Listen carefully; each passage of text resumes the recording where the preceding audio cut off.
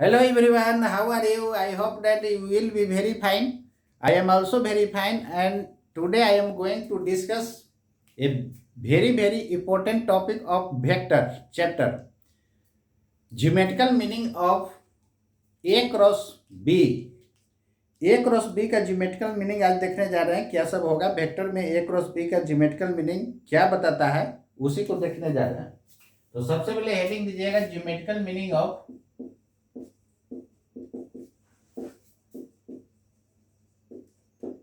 A cross B.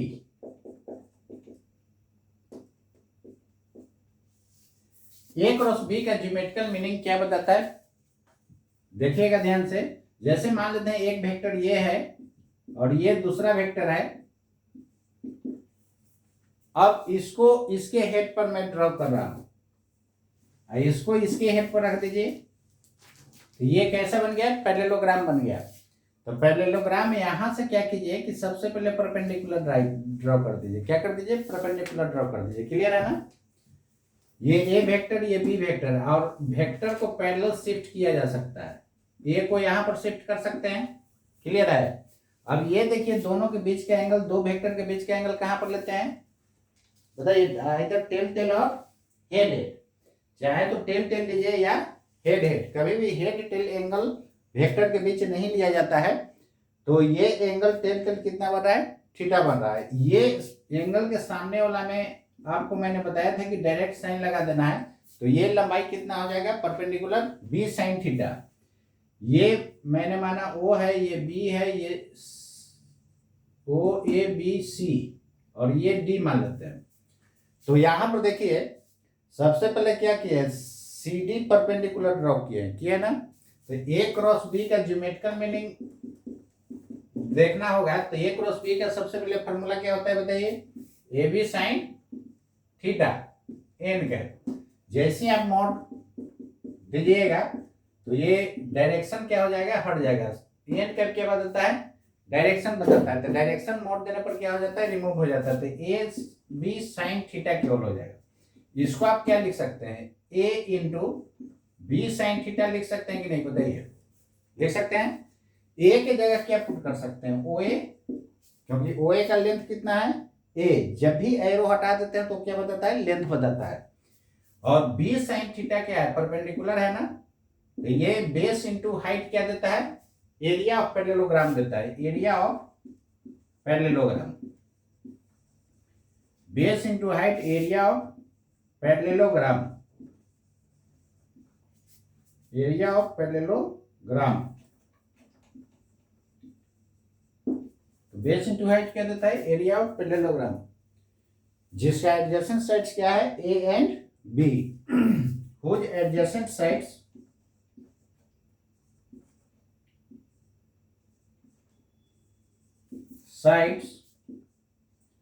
A vector and b vector. Adjacent sides मतलब ये और ये एडजेसेंट हो गया, ये और ये एडजेसेंट हो गया, ये और ये एडजेसेंट हो गया, ये और ये एडजेसेंट हो गया। देखिए तो ये और ये क्या है, ए वेक्टर और बी वेक्टर है। ये भी एडजेसेंट साइड में क्या है, ए वेक्टर और बी वेक्टर है। ये भी एडजेसेंट साइड में क्या है, ए वेक्टर और बी वेक्टर है। तो एरिया ऑफ पैरेललोग्राम देता है। ए क्रॉस बी का ज्योमेट्रिकल मीनिंग क्या होता है, एरिया ऑफ पैरेललोग्राम। यदि आप इसको मॉड नहीं दीजिएगा तो ये एरिया वेक्टर देगा। क्या देगा, एरिया वेक्टर या vector area, both are same. Area vector of parallelogram whose adjacent sides A and B,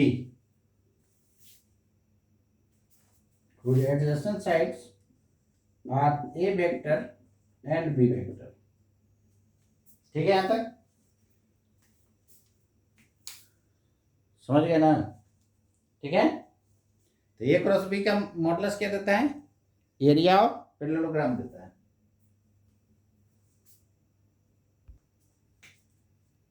चलिए देखिए एरिया ऑफ ट्रायंगल कैसे निकालिएगा।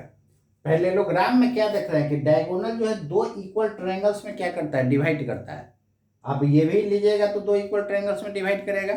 तो पैरेललोग्राम का एरिया ए क्रॉस बी दिया तो उसका हाफ कर देंगे तो ट्रायंगल का एरिया हो जाएगा कि नहीं, बताइए। तो एरिया ऑफ ट्रायंगल क्या लिख सकते हैं, एरिया ऑफ ट्रायंगल, ये ट्रायंगल का सिंबल है, half into a cross B का मॉडुलस। ए क्रॉस बी क्या बता रहा था, पूरा पैरेललोग्राम का एरिया बता रहा था। तो ये डायगोनल क्या कर दिया, ये दो इक्वल ट्रायंगल में डिवाइड कर दिया। इसलिए एक ट्रायंगल का यदि निकालना होगा एरिया, तो क्या कर दीजिएगा, पूरे पैरेललोग्राम के एरिया में, पूरा पैरेललोग्राम के एरिया में 2 से डिवाइड कर दीजिएगा, तो क्या किसका आ जाएगा एरिया, एरिया ऑफ ट्रायंगल आ जाएगा। क्लियर है ना। अब यहां पर ध्यान दीजिए, इधर वेक्टर एरिया लीजिएगा, तो फिर आप मॉड नहीं दीजिएगा, half into a cross B. यहां पर देखिए ए क्रॉस बी में मॉडुलस मैंने नहीं दिया। क्लियर है ना। तो जब भी आपको एरिया ऑफ ट्रायंगल निकालना होगा, तो एरिया ऑफ पैरेललोग्राम का सीधे क्या कर दीजिएगा, हाफ कर दीजिएगा। ये फॉर्मूला याद रखिएगा। अब डायगोनल के टर्म में एरिया कैसे निकालिएगा, तो चलिए आगे देखते हैं उसको। नोट कर लिए। अब चलिए हम लोग देखते हैं एरिया ऑफ पैरेललोग्राम और ट्रायंगल जो है इन टर्म्स ऑफ डायगोनल कैसे फाइंड कीजिएगा। तो एरिया ऑफ पैरेललोग्राम और ट्रायंगल जो है इन टर्म्स ऑफ डायगोनल आप कैसे फाइंड कीजिएगा, उसको आपको मैं दिखाने जा रहा हूं। तो यही मान लीजिए कि क्या है, पैरेललोग्राम है, ये ए वेक्टर मैंने माना और ये बी वेक्टर। तो वेक्टर को पैरेलल शिफ्ट किया जा सकता है, इसको मैंने यहां पर शिफ्ट कर दिया। अब कोई भी डायगोनल ले लीजिए, तो चलिए यही डायगोनल ले रहे हैं। एक ये डायगोनल हो गया, दूसरा ये डायगोनल हो गया। नहीं, अब डायरेक्शन किधर भी ले सकते हैं। चलिए इधर मैंने माना, और इस डायगोनल का डायरेक्शन ऐसे मान लिए। क्लियर है। तो यहां पर देखिए ये हो गया डायगोनल, क्या हो गया, D1। ये डायगोनल को मैंने क्या मान लिया, D1 है, इसको D2। तो D1 D2 के टर्म में एरिया कैसे डिफाइन कीजिएगा। चलिए देखिए, इस डायगोनल को देखिए, गौर से देखिए इस डायगोनल को। तो इस वेक्टर और इस वेक्टर दोनों का सम है कि नहीं। एक वेक्टर ये है, इसके हेड पर दूसरा, तो रिजल्टेंट कौन हो जाएगा, D1 होगा ना। फर्स्ट के टेल से लास्ट के हेड तक रिजल्टेंट का फॉर्मूला कहां से कहां होता है, फर्स्ट के टेल से लास्ट के हेड तक। तो एक वेक्टर ये है, इसके हेड पर दूसरा वेक्टर, रिजल्टेंट हो गया फर्स्ट के टेल से लास्ट के हेड तक। फिर रिजल्टेंट कितना हो गया, D1 is equal to a plus b. Resultant का मतलब मैंने बोला था कि सीधे वेक्टर सम कर देना है। क्लियर है ना। अब चलिए D2 को क्या लिख सकते हैं। तो D2 देखिए, ए वेक्टर के हेड पर D2 है, ए वेक्टर के हेड पर क्या है, D2 है। तो रिजल्टेंट कहां से लीजिएगा, फर्स्ट के टेल से लास्ट के हेड तक। तो रिजल्टेंट यहां पर क्या है, b vector is equal to a vector plus D2 vector. Clear है। ये कहां से, फ्रॉम फिगर से क्या क्लियर है कि D1 is equal to a vector plus b vector, b vector is equal to a vector plus D2 vector. अब यहां पर क्या कीजिए कि सबसे पहले D2 फाइंड कर लीजिए। तो D2 कितना हो जाएगा, बी वेक्टर माइनस ए वेक्टर हो जाएगा कि नहीं, बोलिए। अब D1 क्रॉस D2 निकालिए, तो कितना हो जाएगा, ए वेक्टर प्लस बी वेक्टर, और D2 के जगह है बी वेक्टर माइनस ए वेक्टर। दोनों क्रॉस प्रोडक्ट कीजिए। देखिए क्रॉस और डॉट क्या होता है, मल्टीप्लीकेशन होता है ना। तो जैसे आप मल्टीप्लाई करते हैं उसी तरह ये मल्टीप्लाई कर दीजिए। केवल फर्क क्या होता है कि क्रॉस वाला वेक्टर होता है, डॉट वाला क्या होता है, स्केलर होता है। तो ए को बी से क्रॉस कीजिए, तो ए क्रॉस बी, यहां पे ए को ए से क्रॉस कीजिए, तो ए क्रॉस ए। अब बी को बी से क्रॉस कीजिए और बी को ए से, तो माइनस बी क्रॉस ए। इसको ए क्रॉस बी मत लिख दीजिएगा, क्यों, जो पहले रहता है उसको पहले रखना है, जो बाद में है बाद में रखना है। अब यहां पर देखिए ए क्रॉस बी और सेम रहता है तो क्या होता है, क्रॉस प्रोडक्ट 0 होता है। क्यों, क्योंकि देखिए ना यहाँ पे ए क्रॉस बी निकालिएगा, सॉरी ए क्रॉस ए निकालिएगा, तो इसका मैग्नीट्यूड क्या होगा, ए, इसका मैग्नीट्यूड ए है, दोनों के बीच क्या एंगल 0, तो साइन 0 0 होता है। पूरा को जीरो बना देगा और एन कैप क्या बता रहा है, डायरेक्शन, तो जीरो वेक्टर हो जाएगा ना। इसका मतलब कि सेम रहेगा तो उसका क्रॉस क्या होता है, जीरो, यहां भी जीरो हो जाएगा। अब b cross a minus b cross a है, तो इसके जगह आप ए क्रॉस बी लिख सकते हैं कि नहीं, बताइए। हम लोग पहले ही पढ़ चुके हैं कि ए क्रॉस बी जो होता है, बी क्रॉस ए के बराबर तभी होगा जब एक तरफ क्या लगाना होगा, माइनस। तो माइनस बी क्रॉस ए के जगह मैंने क्या लिख दिया, ए क्रॉस बी। क्लियर है। अब यहां पर देखिए, ये जीरो जोड़ने घटाने से तो कोई फर्क पड़ेगा नहीं, A cross B, A cross B, तो कितना हो जाएगा बच्चों बताइए, A cross B into two. Clear है। यही आपका D1 क्रॉस D2 हो गया। अब यहां से ए क्रॉस बी निकालिएगा तो क्या हो जाएगा, D1 cross D2 divided by 2, यही आएगा ना। और ए क्रॉस बी का ज्योमेट्रिकल मीनिंग क्या बताता है, एरिया ऑफ पैरेललोग्राम। तो ज्योमेट्रिकली एरिया ये दे रहा है, तो एरिया ए क्रॉस बी होता है, तो ए क्रॉस बी एरिया हो गया, तो डायगोनल के टर्म में क्या होगा, D1 क्रॉस D2 का हाफ, आधा होगा सीधे। क्लियर है। नोट कीजिए यहां तक, उसके बाद आगे आपको बता रहा हूं।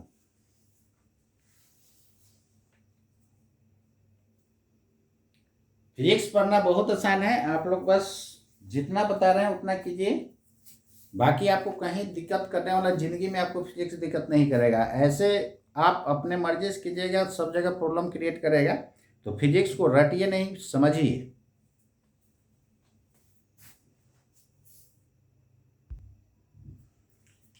तो चलिए देखते हैं, ए क्रॉस बी क्या दिया था, एरिया ऑफ पैरेललोग्राम दिया था, तो इसकी जगह आप लिख सकते हैं ना एरिया ऑफ पैरेललोग्राम। तो यहां पर मॉडुलस नहीं है तो क्या लिखेगा, एरिया वेक्टर या वेक्टर एरिया,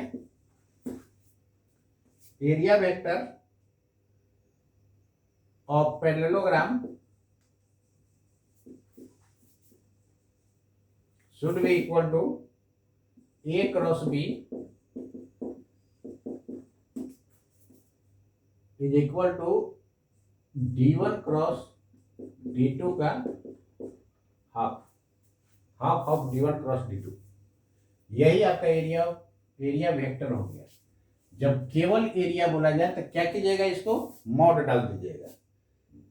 तो एरिया ऑफ पैरेललोग्राम कितना लिख सकते हैं, ए क्रॉस बी का मॉडुलस, या इसी को आप लिख सकते हैं half into D1 cross D2 का मॉडुलस, यानी डायगोनल के टर्म में जो होगा D1 क्रॉस D2 उसका सीधे क्या कर देना है, हाफ कर देना है। एरिया ऑफ ट्रायंगल कितना हो जाएगा, ए क्रॉस बी, इसका हाफ हम लोग देखे थे ना, और यहां पे क्या हो जाएगा, इसका भी आधा, इसका आधा कितना 1/4 D1 क्रॉस D2 का मॉडुलस। एरिया वेक्टर या vector area, vector area of triangle half into a cross b is equal to 1/4 D1 cross D2। इतना आप याद रखिएगा, ये सारा फॉर्मूला याद रखना है, इसको भी आता है क्वेश्चन यहां से नोट कर लीजिए।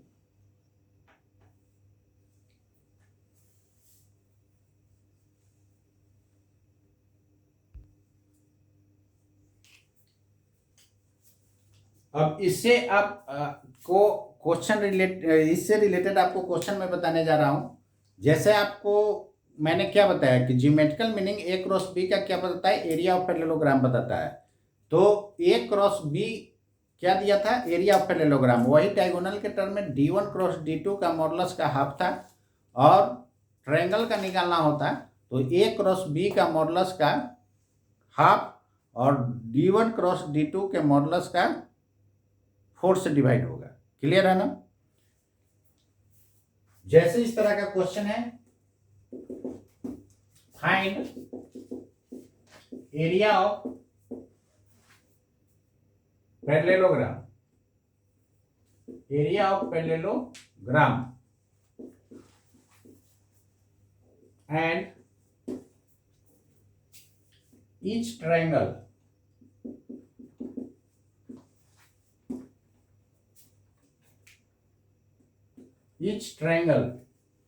made by a diagonal if its adjacent sides are a vector is equal to 2i cap plus 3j cap minus k cap, ये है मीटर में, and b vector is equal to i cap plus 3k cap, then sorry ये तो fine लिखा हुआ है। चलिए देखिए इधर, इस तरह के क्वेश्चन को आप कैसे सोल्व कीजिएगा। इस टाइप का क्वेश्चन आपको पूछा भी जाता है।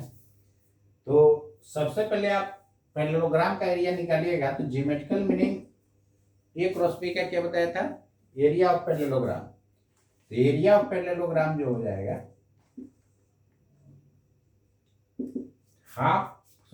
ए क्रॉस बी का मॉडुलस। तो सबसे पहले ए क्रॉस बी आप निकाल लीजिए और इसी का मॉड दे देंगे तो क्या हो जाएगा, एरिया ऑफ पैरेललोग्राम हो जाएगा। तो ए क्रॉस बी सबसे पहले फाइंड करने के लिए यहाँ पर डिटर्मिनेंट फॉर्म में आप फाइंड किए थे। मैं बताया था डिटर्मिनेंट के फॉर्म में। यदि आप डिटर्मिनेंट के फॉर्म में नहीं निकालना चाहते हैं तो देखिए एक शॉर्ट ट्रिक्स बताकर 2 3 -1 लिखिएगा। 2 3 -1, इसको फिर से रिपीट कीजिए 2 3 -1। क्लियर है, इसी को 2 बार लिख देना है। अब चलिए इसको लिखिए। तो 1 जे वाला नहीं है तो 0 और के वाला 3, फिर से रिपीट कीजिए 1 0 3 और लास्ट वाला टर्म वो कैंसिल कर दीजिएगा। क्लियर है, और इसमें आई कैप लगा दीजिए, इसमें जे कैप, इसमें के कैप। तो कितना लिख सकते हैं, देखिए आई कैप लीजिएगा तो यहां से देखिए लेफ्ट माइनस राइट, हमेशा लेफ्ट वाला पहले क्रॉस करना, उसके बाद राइट वाला कीजिएगा। तो 3 क्रॉस 3 3 हो जाएगा और -1 × 0 0 हो जाएगा। जे कैप वाला लीजिए, इसमें सब प्लस लेना है। जे वाला लीजिएगा तो क्या हो जाएगा, लेफ्ट, जे वाला लीजिएगा तो लेफ्ट माइनस राइट, यानी -1 × 1 -1 2 × 3 -6, लेफ्ट माइनस राइट ना, 2 × 3 कितना हो जाएगा 6। तीसरा के कैप, बोलिए ये लेना है। तो ये तो कैंसिल कर दिया है, तो this into this minus this into this, तो 2 × 0 0 और 3 × 1 -3 हो जाएगा। 3 × 1 3 या माइनस पहले से है ना, लेफ्ट माइनस राइट, तो कितना आ जाएगा बोलिए 3i कैप -7j कैप और -3k कैप। ये आ गया आपका metre into metre metre square. Clear है, आप उसको डिटर्मिनेंट से भी सोल्व कीजिएगा तो यही आंसर आएगा। देखिए और में ए क्रॉस बी डिटर्मिनेंट फॉर्म में आपको क्या मैंने बताया था, आई कैप लिख दीजिए, जे कैप लिख दीजिए, के कैप लिख दीजिए। जो पहले वो पहले होता है, जो बाद में वो बाद में होता है। तो ये वाला पहले तो क्या लिखेगा 1 0, सॉरी ये था ना, ये 2 3 -1, उसके बाद इसका 1 0 3। अब आपको मैंने बताया था प्लस माइनस प्लस करने के लिए, प्लस माइनस प्लस, तो सबसे पहले पॉजिटिव आई कैप, जिसको मैंने लिया था उसका कॉलम और रो को बंद किए थे। तो this cross this into this minus क्या होगा दिस इंटू दिस, तो 3 × 3 9 -0, बोलिए 3 × 3 क्या हो जाएगा 9 माइनस 0। यहाँ पर थोड़ा सा सॉरी मिस्टेक हो गया, 3 × 3 9 ना, माइनस 0, ये भी 9 और लेफ्ट इंटू राइट ना करते हैं, सॉरी लेफ्ट क्रॉस, लेफ्ट वाला पहले क्रॉस करते हैं तो 3 × 3 माइनस राइट वाला करते हैं तो 3 × 3 कितना होगा 9। क्लियर है, छूट गया था मल्टीप्लाई करने के लिए। यहाँ पर देखिए जे वाला निगेटिव, जे निगेटिव लीजिएगा तो कॉलम को बंद कीजिए, रो को बंद कीजिए, तो दिस इंटू दिस। देखिए इसमें भी हम लोग पहले लेफ्ट वाला को ही क्रॉस करते थे और उसके बाद राइट वाला का, तो left into sorry left cross, तो 3 सॉरी ये ना बंद किए हैं, तो दिस इंटू दिस 6 माइनस 1, तो 6, अरे ये बंद किए ना, तो कितना बचा 2 माइनस 1 और 3, तो लेफ्ट वाला पहले क्रॉस करते हैं तो 2 × 3 माइनस, तो माइनस माइनस पे प्लस दे देगा। तीसरा पॉजिटिव, इसको कीजिए, तो अब के वाला को बंद करेंगे, कॉलम को और रो को, तो लेफ्ट वाला पहले क्रॉस कीजिए 2 × 0 माइनस 3 × 1, 2 × 0 माइनस 3 × 1 3। अब इसको फर्दर कितना लिख सकते हैं 9i cap minus 7j cap और माइनस 3k कैप। देखिए तो यही आंसर आया था ना इसमें भी। क्लियर है, तो ये थोड़ा सा लॉन्ग हो जाता है, तो आप डायरेक्ट क्या करना है कि 2 बार लिख देना है 2 3 -1, फिर 2 3 -1, उसका भी वही 1 0 3 1 0 3, लास्ट वाला को कैंसिल कर देना है और यहां से आई कैप जे कैप के कैप लगा दीजिएगा, आई कैप जे कैप के कैप। इसमें खाली ध्यान रखना है क्या कि सब पॉजिटिव लेना है। देखिए ये भी प्लस, ये भी प्लस, ये भी प्लस।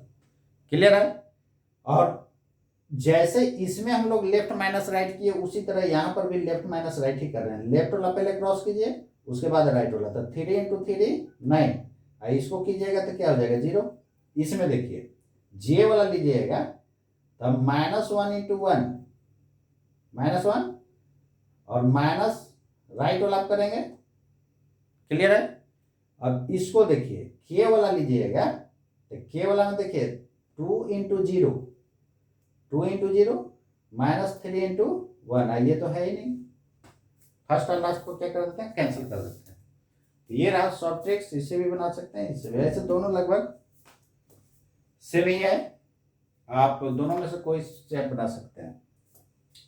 तो अब इसका मैग्नीट्यूड निकालिएगा तो कितना हो जाएगा बताइए, √i वाला का स्क्वायर प्लस जे वाला का स्क्वायर प्लस के वाला का स्क्वायर, ये लिखिएगा ना, यहां से √81 प्लस 49 प्लस 9 ऐड कर लीजिएगा, जो आएगा आंसर हो जाएगा। तो 9 और 9 18, 18 और 1 19, इस तरह जोड़ते जाना है। अब देखिए अगले डिजिट को 4 और 9 9 18, 18 और 1 19, 19 और एक कैरी रह गया तो 4 और 1 5, कैरी को यहाँ पर जोड़ दीजिएगा, गलती होने का चांस नहीं रहेगा। 4 और 1 5 और 8 13। क्लियर है, 8 और 5 कितना होता है 13 होता है। तो √139 आ गया। अब इसको आपको शॉर्ट ट्रिक्स मैंने निकालने के लिए बताया था, यदि रूट इसको निकालना चाहते हैं तो कैसे बताए थे, इसके नियरेस्ट स्क्वायर कौन होगा, 11 का स्क्वायर 121 और 12 का स्क्वायर 144, तो नियरेस्ट वही होगा ना। तो यदि 144 होता तब तो 12 होता, तो 144 से कितना कम है, कम मतलब -5 कम है, और जो यहाँ रहेगा उसका डबल से सीधे डिवाइड कर दीजिएगा। अब देखिएगा डेसिमल के 2 डिजिट तक आपको मैच कर जाएगा, इतना ही का तो हम लोग का जरूरत होता है। क्लियर है ना, तो ये कितना हो जाएगा, इसको डिवाइड कर लीजिएगा, जो आएगा आंसर हो जाएगा। ये रहा आपका metre square. Area of triangle कितना हो जाएगा, तो इसका भी हाफ, तो A क्रॉस B का मॉडुलस का हाफ मतलब √1 139 डिवाइडेड बाई 2, ये रहा मीटर स्क्वायर। आंसर हो गया, समझ गए? बोलिए।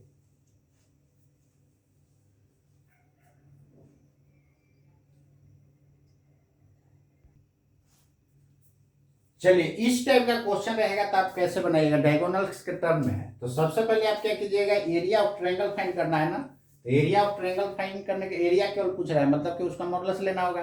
एरिया वेक्टर रहता तो मॉड नहीं देते। तो सबसे पहले एरिया ऑफ ट्रायंगल का फॉर्मूला आप लोग क्या जानते हैं? एरिया ऑफ ट्रायंगल डायगोनल के टर्म में बताइए, 1/4 d1 क्रॉस d2 का मॉडुलस। तो फर्स्ट ऑफ ऑल हम लोग क्या करेंगे, d1 क्रॉस d2 निकालेंगे। तो d1 क्रॉस d2 फाइंड करने के लिए आपको मैंने क्या बोला कि इसमें जो है क्या है, 2 है, 3, 1। फिर रिपीट करने के लिए मैंने बोला था, इसमें देखिए 1 2 3, 1 2 3, फर्स्ट लास्ट को कैंसिल कर देना है। और फर्स्ट में आई कैप, सेकंड में जे कैप और थर्ड में के कैप। और सब इसमें प्लस लिया जाता है और सब जगह लेफ्ट माइनस क्या कर देना है, राइट। तो चलिए आई कैप वाला देखिएगा तो लेफ्ट क्रॉस, पहले लेफ्ट वाला क्रॉस करना है तो 3 × 3 9 माइनस राइट, तो 2 × 1 2। दूसरा पॉजिटिव, इसमें सब पॉजिटिव लेना है प्लस। अब 1 क्रॉस 1 1 ही रहेगा, हमेशा लेफ्ट हैंड तरफ वाला पहले क्रॉस करना है, उसके बाद राइट वाला। तो 3 × 2 6 हो जाएगा। अब के कैप वाला लीजिए, तो के कैप वाला में देखिए 2 × 2 4, अब राइट वाला तो 3 × 1 3। बोलिए, समझ में आया ना? अब यहां से क्या लिख सकते हैं, 7 आई कैप और -5 जे कैप और प्लस के कैप। ये रहा आपका d1 क्रॉस d2। तो ये मीटर स्क्वायर हो जाएगा। अब इसी का मॉडुलस फाइंड कर लीजिए, तो मॉडुलस कितना हो जाएगा, सबसे पहले रूट आई का स्क्वायर कर देना डायरेक्ट 49 और ये 25। देखिए इधर अंदर में यहाँ प्लस ही रहेगा, क्योंकि माइनस का स्क्वायर क्या हो जाता है, प्लस। गलती से माइनस मत कर दीजिएगा। 1 का स्क्वायर 1 कितना होगा, 75 हो जाएगा ना। तो 75 को क्या लिख सकते हैं, 25 × 3, 25 का रूट 5 √3, इतना मीटर स्क्वायर। बोलिए, 5 √3 मीटर स्क्वायर। तो उसका 1/4 है, यानी 5 √3/4 मीटर स्क्वायर। आंसर हो गया। बी में देखिए क्या पूछ रहा है, बी में कहता है वेक्टर एरिया। तो वेक्टर एरिया क्या हो जाएगा, वेक्टर एरिया ऑफ ट्रायंगल। बोलिए, बिना मॉड वाला, तो बिना मॉड वाला कितना, d1 cross d2 divided by 4। तो d1 क्रॉस d2 कितना है, 7 आई कैप -5 जे कैप प्लस के कैप डिवाइडेड बाई 4। ये क्या हो जाएगा, मीटर स्क्वायर। बोलिए, लिख सकते हैं कि नहीं इतना? अब सी में देखिए क्या पूछ रहा है आपसे, वेक्टर एरिया ऑफ पैरेललोग्राम। तो वेक्टर एरिया निकालना होगा, तो इसमें तो मोड देंगे नहीं, ऑफ पैरेललोग्राम कितना हो जाएगा, ये पैरेललोग्राम का सिंबल कितना हो जाएगा, बोलिए।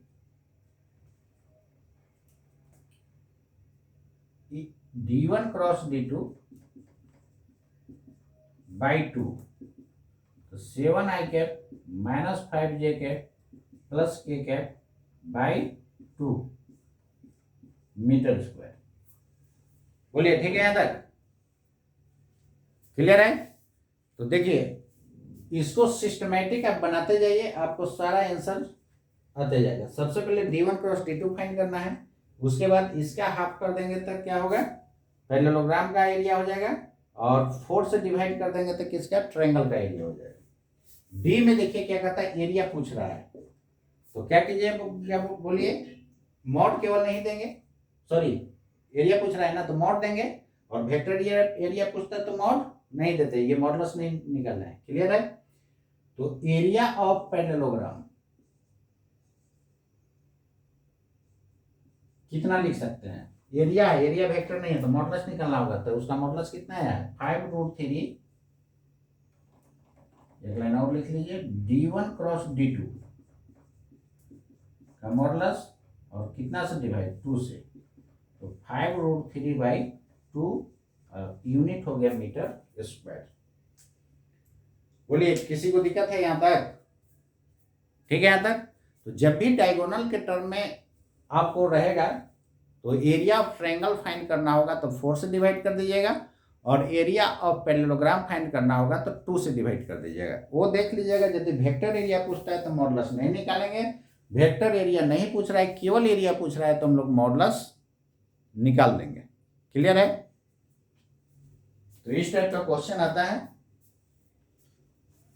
आपको। इसमें से मैंने 4 क्वेश्चन दिया, आपको एक ही क्वेश्चन देगा, 4 ऑप्शन दे देगा, और उसी में से आपको सिलेक्ट करना होगा, क्लियर है ना।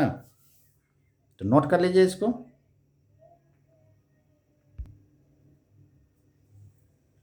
चलिए अब पढ़ने जा रहा हूं न्यू टॉपिक, वर्क क्या होता है। इसी वेक्टर में वर्क का फॉर्मूला होता है F dot S, dot product क्या होता है, स्केलर या वेक्टर, स्केलर होता है। तो dot product a dot b होता है a b cos theta, clear है ना। ए डॉट बी क्या होता है, ए बी कॉस थीटा। तो एफ होता है फोर्स और एस क्या होता है, डिस्प्लेसमेंट। तो इसके टर्म में आपको वर्क फाइंड करना हो तो कैसे फाइंड कीजिएगा।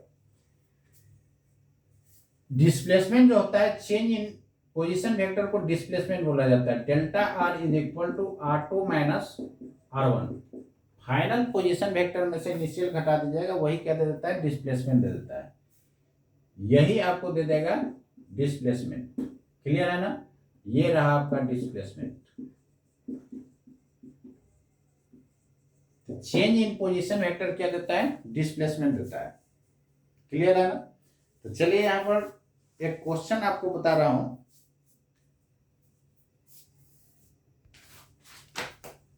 जैसे देखिए, इस क्वेश्चन को आप कैसे सोल्व कीजिएगा। इस टाइप का क्वेश्चन नीट में हमेशा आते रहता है, और आईआईटी में भी कभी कभी आता है, तो इसको आप याद रखिएगा कैसे आप सोल्व कीजिएगा। चलिए देखिए इधर, चेंज इन पोजीशन वेक्टर क्या देता है, डिस्प्लेसमेंट देता है। चेंज इन पोजीशन वेक्टर क्या देता है, डिस्प्लेसमेंट देता है। तो यहाँ पर देखिए ना, इनिशियल पोजीशन से फाइनल पोजीशन तक गया है, तो सबसे पहले आप डिस्प्लेसमेंट फाइंड कर लीजिए। तो डिस्प्लेसमेंट इज इक्वल टू हो जाएगा चेंज इन पोजीशन वेक्टर, ये आपको एस देगा, तो फाइनल माइनस इनिशियल। चेंज कैसे निकालते हैं, फाइनल माइनस इनिशियल।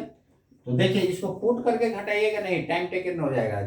जितना शॉर्ट में आप क्वेश्चन बनाइए उतना ही बेहतर रहेगा, नीट और आईआईटी में रैंक आपको अच्छा आएगा। तो चलिए सीधे आप डायरेक्ट कीजिए, दिस माइनस दिस, तो 1 में से 2 घटाइएगा तो माइनस हो जाएगा, क्लियर है। तो माइनस आई कैप, जे में से 3 घटाइए तो माइनस 2j कैप, के में से के घटेगा तो 0 हो जाएगा, यही आपका डिस्प्लेसमेंट दे देगा, क्लियर है ना। वर्क फाइंड करना होगा तो क्या कीजिएगा, W is equal to F dot S, यही आपका क्या हो जाएगा, वर्क डन। तो डॉट प्रोडक्ट फाइंड करने के लिए आपको शॉर्ट ट्रिक्स मैंने बताया था कि सीधे डायरेक्टली आई के कोफिशिएंट को आई से गुना कर दीजिए, यानी दोनों के आई के कोफिशिएंट को क्या कर देना है, मल्टीप्लाई कर देना। आई को आई के साथ, जे को जे के साथ, के को के के साथ। तो यहाँ फोर्स का देखिए, फोर्स का 2 है, इसका कितना है, -1, तो 2 इंटू -1 ऐसा हो जाएगा। जे को जे के साथ तो 3 इंटू -2, और के इसमें 4 है लेकिन उसमें के क्या है, कुछ नहीं, तो 0। तो ये हो जाएगा -6, और ये -2 कितना हो जाएगा, -8 जूल, क्लियर है। तो वर्क का यूनिट क्या होता है, जूल होता है। तो वही आपका क्या हो जाएगा, आंसर हो जाएगा, क्लियर है ना। तो -8 जूल आपका क्या हो जाएगा, आंसर हो जाएगा। नोट कर लीजिए, इस टाइप का क्वेश्चन हमेशा आपको पूछता है नीट में, इसलिए इसको हर हाल में आप रेडी कर लीजिएगा। तो जब भी आपको डिस्प्लेसमेंट फाइंड करना हो तो फाइनल में से इनिशियल पोजीशन वेक्टर को क्या कर देना है, माइनस करना है। डिस्प्लेसमेंट का डिफिनीशन होता है the change in position vector is called displacement. Shortest distance वाला याद रखिएगा तो फिर आपसे ये क्वेश्चन नहीं बनेगा। क्लियर है ना? तो shortest distance between initial and final position is also called as displacement. लेकिन ये याद रखिएगा तो फिर ये क्वेश्चन आपसे नहीं बनेगा। बात समझ गया ना? तो ये सब 9th-10th में आप जानते थे कि शॉर्टेस्ट डिस्टेंस को क्या बोलते हैं, डिस्प्लेसमेंट बोलते हैं। इनिशियल और फाइनल पोजीशन के बीच शॉर्टेस्ट डिस्टेंस जो होता है वही होता है डिस्प्लेसमेंट। ये सब बच्चा क्लास में आप लोग पढ़िएगा, यहाँ पर वही पढ़िएगा तो फिर आपसे क्वेश्चन बनेगा नहीं। तो यहाँ पर थोड़ा सा एडवांस फॉर्म में यही पढ़ना है कि change in position vector is called displacement. Clear है? तो इस टाइप का हमेशा क्वेश्चन नीट में पूछता है और आईआईटी में भी कभी कभी पूछता है, इसलिए आप इसको रेडी कर लीजिएगा।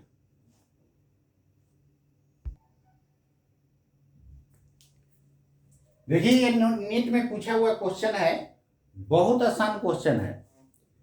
आप जो भी मैंने क्वेश्चन अपना जो दिया था उसके बाद नीट और आईआईटी का क्वेश्चन आपको मेरे क्वेश्चन से आसान मिलेगा।